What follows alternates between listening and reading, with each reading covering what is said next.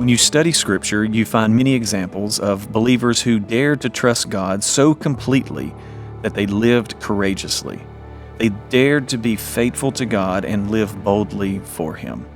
Hi, I'm Chris Montgomery, Senior Pastor at Fraser Church. Welcome to Fraser 365. Thank you for joining us as we examine some of the most faithful and courageous heroes of Scripture. We hope this study challenges you to live boldly for Christ today.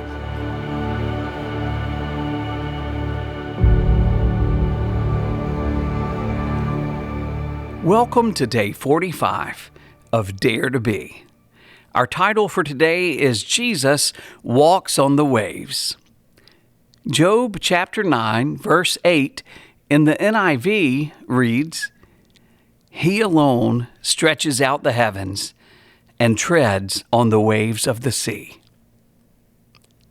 Our text for today is Matthew chapter 14, verses 24 and 25.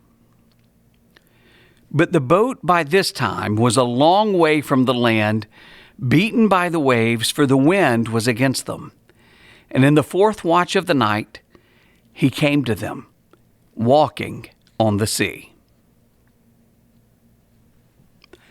Jesus' disciples rowed in a boat for several hours against a severe storm. Jesus allowed them to struggle until the fourth watch of the night, which was between 3 a.m. and 6 a.m. The word beaten is often translated as tormented. This was no small storm. The phrase "a long way from the land" in Greek is many stadia from the land. A stadia is equivalent to 200 yards.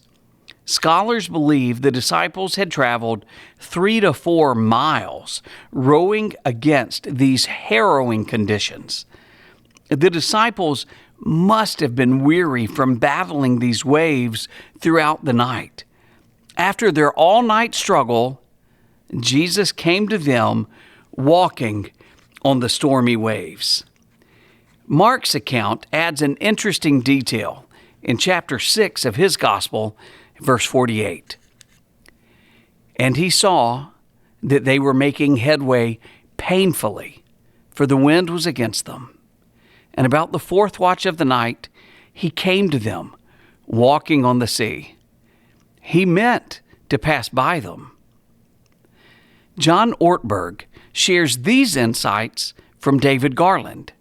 Mark tells us that Jesus intended to pass them by on the water, but when they saw him walking on the lake, they thought it was a ghost.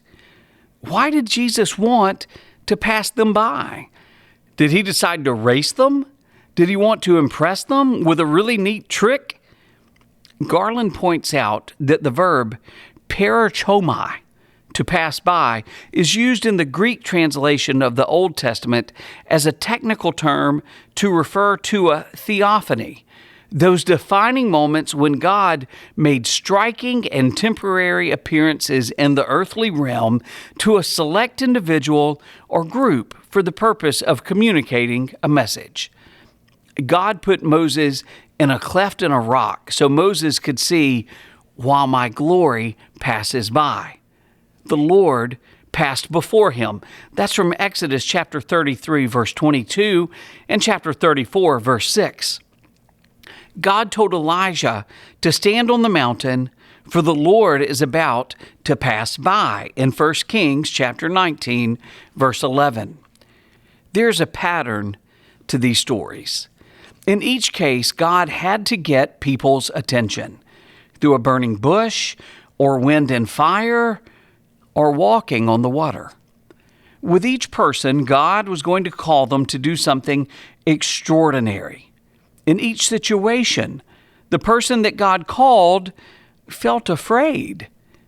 But every time that people said yes to their calling, they experienced the power of God in their lives. So when Jesus came to the disciples on the water, intending to pass them by, he was not just doing a neat magic trick. He was revealing his divine presence and power. Only God can do such a thing. Job 9:8 tells us, He alone treads on the waves of the sea. Jesus revealed his presence to his disciples when they were frustrated and fatigued. He wanted them to see him and call out for him. No matter how severe our trials, Christ wants us to discover his presence by inviting him to intervene. Too often, all we can see is our struggles, and we wait far too long to inquire for his deliverance. John Ortberg reminds us, if you're not looking for him, you just might miss him. Some questions to consider. Why do you think Jesus waited until the fourth watch to come to his disciples? Knowing that Christ wants a personal relationship with you, how often do you seek his presence? And finally, how can your struggle sometimes blind you to Christ's presence? Thanks for joining us. Have a great day.